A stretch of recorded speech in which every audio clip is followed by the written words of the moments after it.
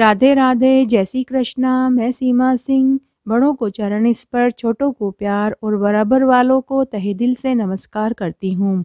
आज मैं आपको श्रीमद् भगवद गीता के 11वें अध्याय के साथ में महात्म्य भी सुनाने जा रही हूँ। श्रीमद् भगवद गीता के 11वें अध्याय का महात्म्य इस प्रकार है। श्री महादेव जी कहते हैं, हे प्रिय, गीता के वर्णन से संबंध रखने वाली कथा एवं विश्व रूप अध्याय के पावन महात्म्य को श्रवण करो। विशाल नेत्रों वाली पार्वती, इस अध्याय के महात्म्य का पूरा वर्णन नहीं किया जा सकता। इसके संबंध में सहस्त्रों कथाएं हैं। उनमें से एक यहाँ कही जाती है। प्रणीता नदी के तट पर मेघंकर नाम से विख्यात एक बहुत बड़ा नगर है। उसके प्राकार और गोपुर बहुत ऊंचे हैं। वहाँ बड़ी बड़ी विश्रामशालाएं हैं जिनमें सोने के खंबे शोभा दे रहे हैं। उस नगर में श्रीमान, सुखी, शांत, सदाचारी और जितेंद्रिय मनुष्यों का निवास स्थान है। वहाँ हाथ में शांख नामक धनुष धारण करने वाले जगदीश्वर भगवान विष्णु विराजमान हैं। वे परम ब्रह्म के साकार स्वरूप हैं। संसार के नेत्रों को जीवन प्रदान करने वाले हैं। उनका गौरवपूर्ण श्री विग्रह भगवती लक्ष्मी के नेत्र कमलों द्वारा पूजित होता है। भगवान की वह झांकी वामन अवतार की है।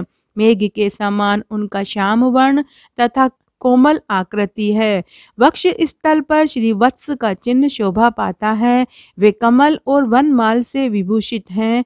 अनेक प्रकार के आभूषणों से सुशोभित हो भगवान वामन रत्न युक्त समुद्र के सदृश जान पड़ते हैं। पीतांबर से उनके श्याम विग्रह की कांति ऐसी प्रतीत होती है मानो चमकती हुई बिजली से घिरा हुआ स्निग्ध मेघ शोभा पा रहा हो। उन भगवान वामन का दर्शन करके जीव जन्म एवं संसार के बंधन से मुक्त हो जाता है। उस नगर में मेखला नामक महान तीर्थ है, जिनमें स्नान करके मनुष्य शाश्वत वैकुंठ धाम को प्राप्त होता है। जहाँ जगत के स्वामी करुणा सागर भगवान नरसिंह का दर्शन करने से मनुष्य 7 जन्मों के किए हुए घोर पाप से छुटकारा पा जाता है। जो मनुष्य मेखला में गणेश जी का दर्शन करता है वह सदा दुस्तर विघ्नों को भी पार पा लेता है। उसी मेघंकर नगर में एक श्रेष्ठ ब्राह्मण रहता था, जो ब्रह्मचर्य परायण, ममता और अहंकार से रहित, वेद शास्त्रों में प्रवीण, जितेंद्रिय और भगवान वासुदेव के शरणागत था। उसका नाम सुनंद था। हे प्रिय, वे शांख धनुष धारण करने वाले भगवान के पास गीता के 11वें अध्याय विश्व रूप दर्शन योग का पाठ किया करते थे। उस अध्याय के प्रभाव से उन्हें ब्रह्म ज्ञान की प्राप्ति हो गई थी। परमानंद संदेहों से पूर्ण उत्तम ज्ञानमयी समाधि के द्वारा इंद्रियों के अंतर्मुख हो जाने के कारण वे निश्चल स्थिति को प्राप्त हो गए थे और सदा जीवन मुक्त योगी की स्थिति में रहते थे। एक समय जब बृहस्पति सिंह राशि पर स्थित थे, महायोगी सुनंद ने गोदावरी तीर्थ की यात्रा आरंभ की। वे क्रमशः विरज तीर्थ, तारा तीर्थ, कपिला संगम, अष्ट तीर्थ, कपिला द्वार, नरसिंह वन, अंबिकापुरी तथा कर स्थानपुर आदि क्षेत्रों में स्नान और दर्शन करते हुए विवाह मंडप नामक नगर में आए। वहां उन्होंने प्रत्येक घर में जाकर अपने ठहरने के लिए स्थान मांगा, परंतु कहीं भी उन्हें स्थान नहीं मिला। अंत में गांव के मुखिया ने उन्हें एक बहुत बड़ी धर्मशाला दिखा दी। ब्राह्मण ने अपने साथियों सहित उसके भीतर जाकर रात में निवास किया। सवेरा होने पर उन्होंने अपने आप को धर्मशाला के बाहर पाया, किंतु उनके और साथी कहीं दिखाई नहीं दिए। वे उन्हें खोजने के लिए चल दिए। इतने में ही गांव के मुखिया से उनकी भेंट हो गई। ग्राम के मुखिया ने कहा कि हे मुनिश्रेष्ठ, तुम सब प्रकार से दीर्घायु जान पड़ते हो और सौभाग्यशाली तथा पुण्यवान पुरुषों में तुम सबसे पवित्र हो। तुम्हारे भीतर लोकोत्तर प्रभाव विद्यमान है। तुम्हारे सभी साथी कहाँ गए और तुम इस भवन से बाहर कैसे आए, इसका पता बताओ। मैं तुम्हारे सामने इतना ही कहता हूँ कि तुम्हारे जैसा तपस्वी मुझे दूसरा कोई दिखाई नहीं देता। हे विप्रवर, तुम्हें किस महामंत्र का ज्ञान है? किस विद्या का आश्रय लेते हो तथा किस देवता की दया से तुम्हें अलौकिक शक्ति प्राप्त हुई है। हे भगवान, कृपा करके इस गांव में ही रहो, मैं आपकी सभी सेवा करूंगा। ऐसा कहकर गांव के मुखिया ने मुनि सुनंद को अपने गांव में ही ठहरा लिया। वह दिन रात बड़ी भक्ति से उनकी सेवा टहल करने लगा। जब 7-8 दिन बीत गए तब एक दिन प्रातःकाल आकर वह बहुत दुखी हो महात्मा के सामने आकर रोने लगा और बोला, हाय, आज रात में राक्षस ने मुझ भाग्यहीन के बेटे को चबा लिया है। मेरा पुत्र बड़ा ही गुणवान और भक्तिवान था। मुखिया के इस प्रकार कहने पर योगी सुनंद ने पूछा, कहाँ है वह राक्षस और किस प्रकार उसने तुम्हारे पुत्र का भक्षण किया है। मुखिया बोला, हे ब्राह्मण, इस नगर में एक बड़ा भयंकर नरभक्षी राक्षस रहता है। वह प्रतिदिन आकर इस नगर के मनुष्यों को खा लिया करता था। तब एक दिन समस्त नगर वासियों ने मिलकर उससे प्रार्थना की कि हे राक्षस, तुम हम सब लोगों की रक्षा करो, हम तुम्हारे लिए भोजन की व्यवस्था कर देंगे। यहाँ बाहर के जो भी पथिक रात में आकर नींद लेने लगते हैं उनको तुम खा जाना। इस प्रकार नागरिक मनुष्यों ने गांव के मुखिया द्वारा इस धर्मशाला में भेजे हुए पथिकों को ही राक्षस का आहार निश्चित किया गया। अपने प्राणों की रक्षा के लिए ही उन्हें ऐसा करना पड़ा। तुम भी अन्य राहगीरों के साथ इस घर में आकर सोए थे, किंतु राक्षस ने उन सबको तो खा लिया, केवल तुम्हें छोड़ दिया। हे द्विजोत्तम, तुम में ऐसा क्या प्रभाव है, इस बात को तुम ही जानते हो। इस समय मेरे पुत्र का एक मित्र आया था, किंतु मैं उसे पहचान न सका। वह मेरे पुत्र को बहुत ही प्रिय था, किंतु अन्य राहगीरों के साथ उसे भी मैंने उसी धर्मशाला में भेज दिया। मेरे पुत्र को जब पता चला कि उसका मित्र धर्मशाला में ठहराया गया है, तब वह उसे वहां से लाने के लिए निकल गया, परंतु राक्षस ने उसे भी खा लिया। आज सवेरे मैंने बहुत दुखी होकर उस पिशाच से पूछा, ओ दुष्ट आत्मा, तूने रात में मेरे पुत्र को भी खा लिया है। तुम्हारे पेट में पड़ा हुआ मेरा पुत्र जिससे जीवित हो सके, ऐसा कोई उपाय यदि हो तो बताओ। राक्षस ने कहा कि हे मुखिया, धर्मशाला के भीतर घुसे हुए तुम्हारे पुत्र के न जानने के कारण मैंने भक्षण कर लिया है। अन्य पथिकों के साथ तुम्हारा पुत्र भी अनजाने में ही मेरा शिकार बन गया है। वह मेरे उदर में जिस प्रकार जीवित और रक्षित रह सकता है, वह उपाय स्वयं विधाता ने ही कर दिया है। जो ब्राह्मण सदा गीता के 11वें अध्याय का पाठ करता हो, उसके प्रभाव से मेरी मुक्ति होगी और मरे हुए पुनः जीवित हो जाएंगे। यहाँ कोई ब्राह्मण रहता है जिनको मैंने एक दिन धर्मशाला के बाहर कर दिया था। वे निरंतर गीता के 11वें अध्याय का जप किया करते हैं। इस अध्याय के मंत्र से 7 बार अभिमंत्रित करके यदि वे मेरे ऊपर जल का छींटा दे तो निसंदेह मेरे शाप से मुझे मुक्ति मिल जाएगी। इस प्रकार उस राक्षस का संदेश पाकर मैं तुम्हारे निकट आया हूँ। ब्राह्मण ने पूछा, हरे मुखिया, जो रात में सोए हुए मनुष्य को खाता है वह प्राणी किस पाप से राक्षस हुआ है। मुखिया बोला, हे ब्राह्मण, पहले इस गांव में कोई किसान ब्राह्मण रहता था। एक दिन वह अगीहनी के खेत के क्यारियों की रक्षा करने में लगा हुआ था। वहां से थोड़ी ही दूर पर एक बहुत बड़ा गिद्ध किसी राहगीर को मारकर खा रहा था। उसी समय वहां एक तपस्वी आ निकले। उस राहगीर को बचाने के लिए दूर से ही दया दिखाते हुए आ रहे थे। गिद्ध उस राही को खाकर आकाश में उड़ गया। तब तपस्वी ने कुपित होकर उस किसान से कहा, अरे ओ दुष्ट हलवाए, तुझे धिक्कार है, तू बड़ा ही कठोर और निर्दयी है। दूसरों की रक्षा से मुंह मोड़कर केवल पेट पालने के धंधे में लगा हुआ है। तेरा जीवन नष्ट प्राय है। अरे जो चोर ढांढ वाले जीव, सर्प, शत्रु, अग्नि, विष, जल, गिद्ध, राक्षस, भूत और बेताल आदि के द्वारा घायल हुए मनुष्यों की शक्ति होते हुए भी उपेक्षा करता है वह उनके वध का फल पाता है। जो शक्तिशाली होकर भी चोर आदि के चंगुल में फंसे हुए ब्राह्मण को छुड़ाने की चेष्टा नहीं करता वह घोर नरक में पड़ता है और पुनः भेड़िए की योनि में जन्म लेता है। जो वन में मारे जाते हुए तथा ग्रंथ और व्याघ्र की दृष्टि में पड़े हुए जीव की रक्षा के लिए छोड़ो छोड़ो की पुकार करता है वह परम गति को प्राप्त होता है। जो मनुष्य गौओं की रक्षा के लिए व्याघ्र भील तथा दुष्ट राजाओं के हाथ से मारे जाते हैं वे भगवान विष्णु के परम पद को पाते हैं जो योगियों के लिए भी दुर्लभ है। सहस्त्र अश्वमेघ और 100 वाजपेय यज्ञ मिलकर शरणागत रक्षा की 16वीं कला के बराबर भी नहीं हो सकते। दीन और भयभीत जीव की उपेक्षा करने से पुण्यवान पुरुष भी समय आने पर कुंभीपाक नामक नरक में पकाया जाता है।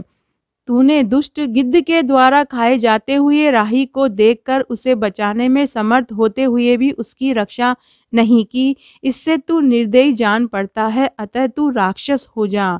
हलवाहा बोला, हे महात्मन, मैं यहाँ उपस्थित अवश्य था, किंतु मेरे नेत्र बहुत देर से खेत की रक्षा में लगे हुए थे, अतः पास होने पर भी गिद्ध के द्वारा मारे हुए उस मनुष्य को मैंने नहीं देखा। अतः मुझ दीन पर आप अनुग्रह करें। तपस्वी ब्राह्मण ने कहा, जो प्रतिदिन गीता के 11वें अध्याय का जप करता है उस मनुष्य के द्वारा अभिमंत्रित जल जब तुम्हारे मस्तक पर पड़ेगा उस समय तुम्हें शाप से मुक्ति मिल जाएगी।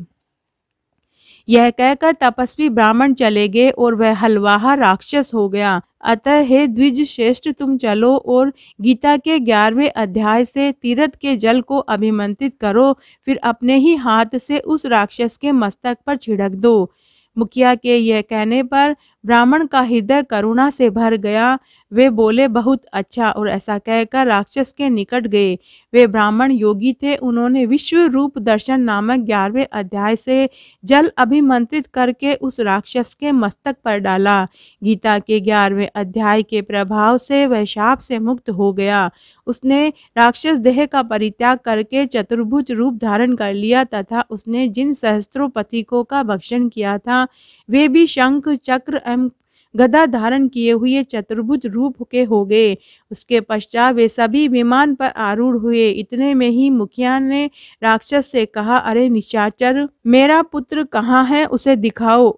उसके यूं कहने पर दिव्य बुद्धि वाले राक्षस ने कहा, ये जो तमाल के समान श्याम 4 भुजाधारी माणिक्यमय मुकुट से सुशोभित तथा दिव्य मणियों के बने हुए कुंडलों से अलंकृत है, हार पहनने के कारण जिसके कंधे मनोहर प्रतीत हो रहे हैं, जो सोने के भुजबंदों से विभूषित, कमल के समान नेत्र वाले, स्निग्ध रूप तथा हाथ में कमल लिए हुए हैं और दिव्य विमान पर बैठकर देवत्व को प्राप्त हो चुके हैं, इन्हीं को अपना पुत्र समझो।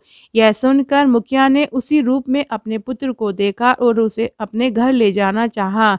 यह देखकर उसका पुत्र हंस पड़ा और कहने लगा, अरे मुखिया, कई बार तुम भी मेरे पुत्र हो चुके हो। पहले मैं तुम्हारा पुत्र था, किंतु अब मैं देवता हो गया हूँ। इन ब्राह्मण देवता के प्रसाद से बैकुंठ धाम को जाऊंगा। देखो, यह निशाचर भी चतुर्भुज रूप को प्राप्त हो गया है। गीता के 11वें अध्याय के महात्म्य से सब लोगों के साथ श्री विष्णु धाम को जा रहा हूँ, अतः तुम भी इन ब्राह्मण देव से गीता के 11वें अध्याय का अध्ययन करो और निरंतर उनका जाप करते रहो। इसमें संदेह नहीं है कि तुम्हारी भी ऐसी ही उत्तम गति होगी। हे तात, मनुष्यों के लिए साधु पुरुषों का संग सर्वदा दुर्लभ है, वह भी इस समय तुम्हें प्राप्त है, अतः अपना अभिष्ट सिद्ध करो। धन भोग दान यज्ञ तपस्या और पूर्व कर्मों से क्या लेना है। विश्व रूप अध्याय के पाठ से ही परम कल्याण की प्राप्ति हो जाती है। पूर्णानंद संदेहो स्वरूप श्री कृष्ण नामक ब्रह्मा के मुख से कुरुक्षेत्र में अपने मित्र अर्जुन के प्रति जो अमृत में उपदेश निकला था, वही श्री विष्णु का परम सात्विक रूप है। तुम उसी का चिंतन करो, वह मोक्ष के लिए प्रसिद्ध रसायन है। संसार भय से डरे हुए मनुष्यों की आदि व्याधि का विनाशक तथा अनेक जन्म के दुखों का नाश करने वाला है। मैं उसके सिवा दूसरे किसी साधन को ऐसा नहीं देखता, अतः उसी का अभ्यास करो। श्री महादेव जी कहते हैं, यूँ कहकर वह सबके साथ श्री विष्णु के परमधाम को चला गया। तब मुखिया ने ब्राह्मण के मुख से उस अध्याय को पढ़ा। फिर वे दोनों ही उसके महात्म्य से श्री विष्णु धाम को चले गए। पार्वती, इस प्रकार मैंने तुम्हें गीता के 11वें अध्याय का महात्म्य की कथा सुनाई। इसके श्रवण मात्र से ही महान पातकों का नाश हो जाता है। इसके बाद मैं आपको श्रीमद् भगवद गीता के 11वें महात्म्य के बाद में अब हम श्रीमद् भगवद गीता के विश्व रूप दर्शन योग नामक अध्याय में आपको सुनाऊंगी। अगर आप दोनों एक साथ सुनेंगे तो आपको जो फल मिलेगा इसकी आप कल्पना भी नहीं कर सकते। श्रीमद् भगवद गीता का 11वां अध्याय इस प्रकार है। इस प्रकार भगवान के वचन सुनकर अर्जुन बोले, हे भगवान, मेरे पर अनुग्रह करने के लिए परम गोपनीय अध्यात्म विषयक वचन अर्थात उपदेश आपके द्वारा जो कहा गया उससे मेरा यह अज्ञान नष्ट हो गया है। क्योंकि हे कमल नेत्र, मैंने भूतों की उत्पत्ति और पहले आपसे विस्तार पूर्वक सुने हैं तथा आपका अविनाशी प्रभाव भी सुना है। हे परमेश्वर, आप अपने को जैसा कहते हो यह ठीक वैसा ही है, परंतु हे पुरुषोत्तम, आपके ज्ञान, ऐश्वर्य, शक्ति, बल, वीर्य और तेज युक्त रूप को प्रत्यक्ष देखना चाहता हूँ। इसलिए हे प्रभु, मेरे द्वारा वह आपका रूप देखा जाना शक्य है। ऐसा यदि मानते हैं तो हे योगेश्वर, आप अपने अविनाशी स्वरूप का मुझे दर्शन कराइए। इस प्रकार अर्जुन के प्रार्थना करने पर श्री कृष्ण भगवान बोले, हे पार्थ, मेरे सैकड़ों तथा हजारों नाना प्रकार के नाना वर्ण तथा आकृति वाले अलौकिक रूपों को देख। हे भरतवंशी अर्जुन, मेरे में आदित्यों को अर्थात अदिति के द्वारा 12 पुत्रों को और 8 वसुओं को, 11 रुद्रों को तथा दोनों अश्विनी कुमारों को और 49 मृदगण को देख, और मैं बहुत से पहले न देखे हुए आश्चर्यमय रूपों को देख। हे गुणाकेश, अब इस मेरे शरीर में एक जगह स्थित हुए चराचर सहित संपूर्ण जगत को देख तथा जो कुछ देखना चाहता है सो देख, परंतु मेरे को इन अपने प्राकृत नेत्रों द्वारा देखने को निसंदेह समर्थ नहीं है। इसी से मैं तेरे लिए दिव्य अर्थात अलौकिक चक्षु देता हूँ, इससे तू मेरे प्रभाव को और योग शक्ति को देख। संजय बोले, हे राजन, महायोगेश्वर और सब पापों के नाश करने वाले भगवान ने इस प्रकार कहकर उसके उपरांत अर्जुन के लिए परम ऐश्वर्य युक्त दिव्य स्वरूप दिखाया। उस अनेक मुख और नेत्रों से युक्त तथा अनेक अद्भुत दर्शनों वाले एवं बहुत से दिव्य भूषणों से युक्त और बहुत से दिव्य शस्त्रों को हाथ में उठाए हुए तथा दिव्य माला और वस्त्रों को धारण किए हुए और दिव्य गंध का अनुलेपन किए हुए एवं सब प्रकार के आश्चर्यों से युक्त सीमा रहित विराट स्वरूप परमदेव परमेश्वर को अर्जुन ने देखा। हे राजन, आकाश में 1000 सूर्यों के एक साथ उदय होने से उत्पन्न हुआ जो प्रकाश होता है वह भी उस विश्व रूप परमात्मा के प्रकाश के सदृश कदाचित ही होवे। ऐसे आश्चर्यमय रूप को देखते हुए पांडुपुत्र अर्जुन ने उस काल में अनेक प्रकार से विभक्त हुए अर्थात पृथक पृथक हुए संपूर्ण जगत को उस देवों के देव श्री कृष्ण भगवान के शरीर में एक जगह स्थित देखा। उसके अनंतर वह आश्चर्य से युक्त हुआ हर्षित रोमों वाला अर्जुन विश्व रूप परमात्मा को श्रद्धा भक्ति सहित सिर से प्रणाम करके हाथ जोड़ते हुए बोला, हे देव, आपके शरीर में संपूर्ण देवों को तथा अनेक भूतों के समुदायों को और कमल के आसन पर बैठे हुए ब्रह्मा को तथा महादेव और संपूर्ण ऋषियों को तथा दिव्य सर्पों को देखता हूँ। हे संपूर्ण विश्व के स्वामीन, आपको अनेक हाथ, पेट, मुख और नेत्रों से युक्त तथा सब ओर से अनंत रूपों वाला देखता हूँ। हे विश्व रूप, आपके न अंत को देखता हूँ, न मध्य को, न आदि को ही देखता हूँ। हे विष्णु, आपको मैं मुकुट युक्त, गदा युक्त, चक्र युक्त तथा सब ओर से प्रकाशमान तेज का पुंज, प्रज्वलित अग्नि और सूर्य के सदृश ज्योति युक्त, देखने में अति गहन और अप्रेमीय स्वरूप सब ओर से देखता हूँ।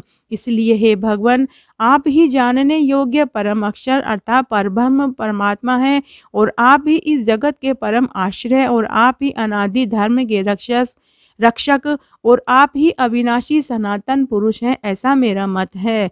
हे परमेश्वर, मैं आपको आदि अंत और मध्य से रहित और अनंत सामर्थ्य से युक्त और अनंत हाथों वाला तथा चंद्र सूर्य रूप नेत्रों वाला और प्रज्वलित अग्नि रूप मुख वाला तथा अपने तेज से इस जगत को तपायमान करता हुआ देखता हूँ।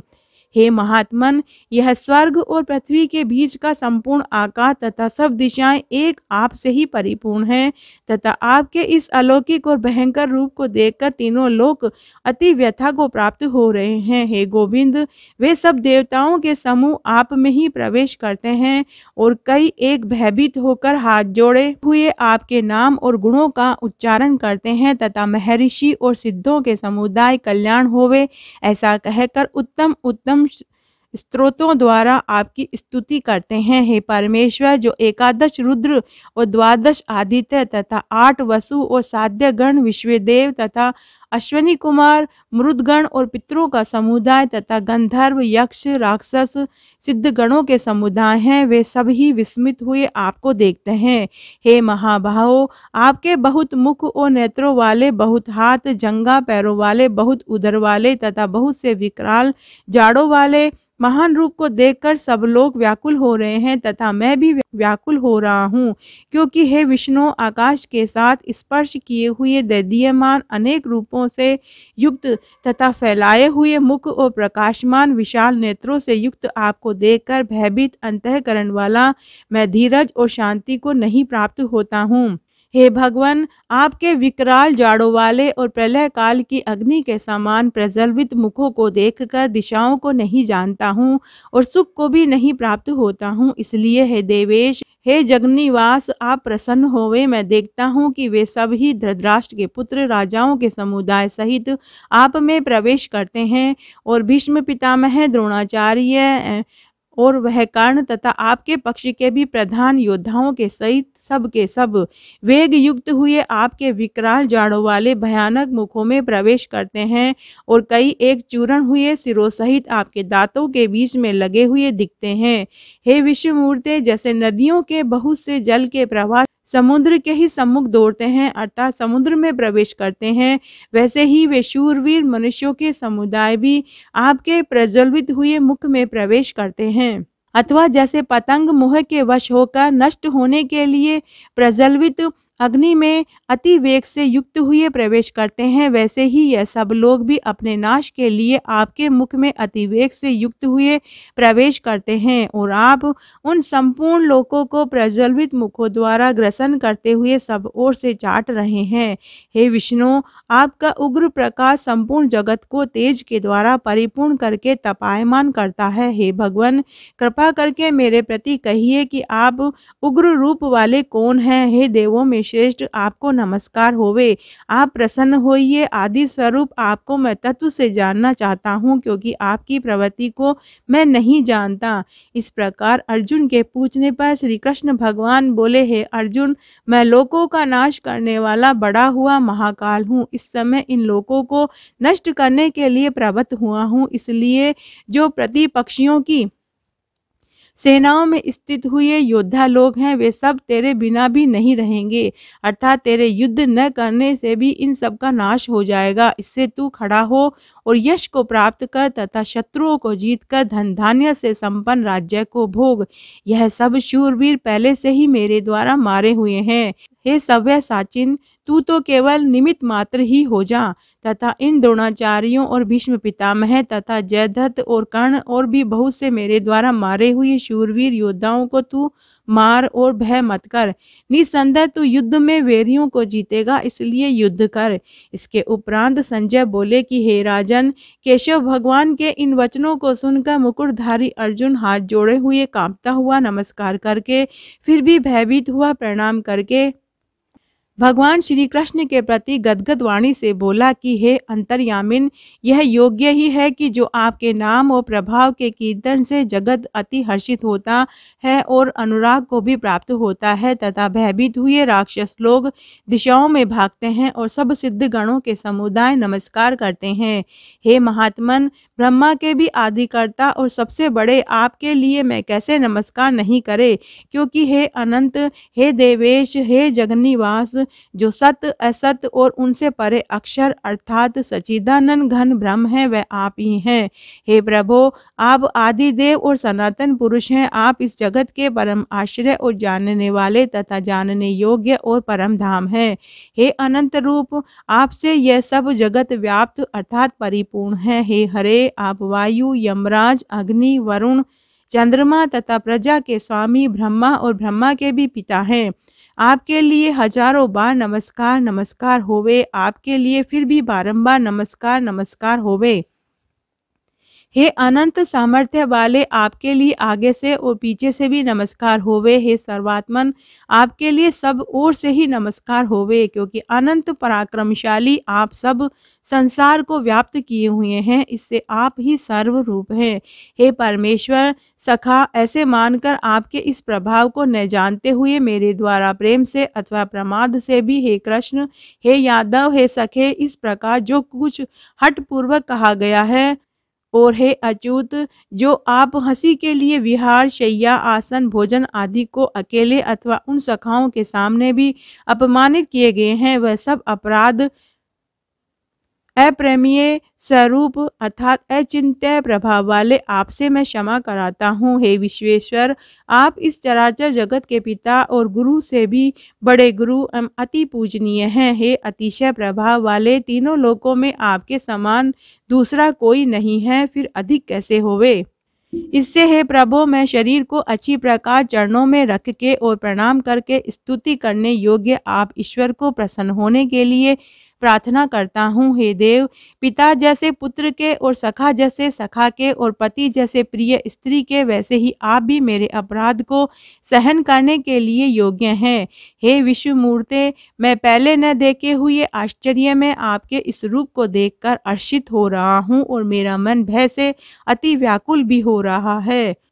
इसलिए हे देव, आप उस अपने चतुर्भुज रूप को ही मेरे लिए दिखाइए। हे देवेश, हे जगन्निवास, प्रसन्न होइए। हे विष्णु, मैं वैसे ही आपको मुकुट धारण किए हुए गदा और चक्र हाथ में लिए हुए देखना चाहता हूँ। इसलिए हे विश्व रूप, हे सहस्त्र भावो, आप उस ही चतुर्भुज रूप में युक्त होइए। इस प्रकार अर्जुन की प्रार्थना को सुनकर श्री कृष्ण भगवान बोले, हे अर्जुन, अनुग्रह पूर्वक मैंने अपनी योग शक्ति के प्रभाव से यह मेरा परम तेजोमय, सबका आदि और सीमा रहित विराट रूप तेरे को दिखाया है, जो कि तेरे सिवा दूसरे से पहले नहीं देखा गया। है अर्जुन, मनुष्य लोक में इस प्रकार विश्व रूप वाला मैं न वेद और यज्ञों के अध्ययन से और न दान से, न क्रियाओं से, न उग्र तप से ही तेरे सिवा दूसरे से देखा जाने को शक्य हूँ। इस प्रकार के मेरे इस विकराल रूप को देखकर तेरे को व्याकुलता न होवे और मूढ़ भाव भी न होवे। भय रहित प्रीति युक्त मन वाला तू उस ही मेरे इस शंख चक्र गदा पद्म सहित चतुर्भुज रूप को फिर देख। उसके उपरांत संजय बोले, हे राजन, वासुदेव भगवान ने अर्जुन के प्रति इस प्रकार कहकर फिर वैसे ही अपने चतुर्भुज रूप को दिखाया और फिर महात्मा कृष्ण ने सौम्य रूप होकर इस भयभीत हुए अर्जुन को धीरज बंधाया। उसके उपरांत अर्जुन बोले, हे जनार्दन, आपके इस अति शांत मनुष्य रूप को देखकर अब मैं शांत चित्त हुआ और अपने स्वभाव को प्राप्त हो गया हूँ। इस प्रकार अर्जुन के वचन को सुनकर श्री कृष्ण भगवान बोले, हे अर्जुन, मेरा यह चतुर्भुज रूप देखने को अति दुर्लभ है कि जिसको तुमने देखा है, क्योंकि देवता भी सदा इस रूप के दर्शन करने की इच्छा वाले हैं। हे अर्जुन, न वेदों से, न तप से, न दान से, न यज्ञ से इस प्रकार चतुर्भुज रूप वाला मैं देखा जाने को शक्य हूँ कि जैसे मेरे को तुमने देखा है। परंतु हे श्रेष्ठ तप वाले अर्जुन, अनन्य भक्ति करके तो इस प्रकार चतुर्भुज रूप वाला मैं प्रत्यक्ष देखने के लिए और तत्व से जानने के लिए तथा प्रवेश करने के लिए अर्थात एक ही भाव से प्राप्त होने के लिए भी शक्य हूँ। हे अर्जुन, जो पुरुष केवल मेरे ही लिए सब कुछ मेरा समझता हुआ यज्ञ, दान, तप आदि संपूर्ण कर्तव्य कर्मों को करने वाला है और मेरे परायण है अर्थात मेरे को परम आश्रय, परम गति मानकर मेरी प्राप्ति के लिए तत्पर है, तथा मेरा भक्त है, अर्थात मेरे नाम, गुण और प्रभाव और रहस्य के श्रवण, कीर्तन, मनन, ध्यान और पठन पाठन का प्रेम सहित निष्काम भाव से निरंतर अभ्यास करने वाला है और आसक्ति सहित है, अर्थात स्त्री, पुत्र और धनादि संपूर्ण सांसारिक पदार्थों में स्नेह रहित है और संपूर्ण भूत प्राणियों में वैर भाव से रहित है। ऐसा वह अनन्य भक्ति वाला पुरुष मेरे को ही प्राप्त होता है। इस तरह आज मैंने आपको श्रीमद् भगवद गीता के 11वें अध्याय का महात्म्य भी सुनाया, साथ में 11वें अध्याय का विश्व रूप दर्शन योग नामक अध्याय भी सुनाया। इससे आपको पूरा फल मिलेगा। अगर यह श्रीमद् भगवद गीता का 11वां अध्याय और महात्म्य मोक्षदा एकादशी के दिन सुना जाए तो इसका जो फल मिलता है वह अनन्य और अक्षय मिलता है। धन्यवाद।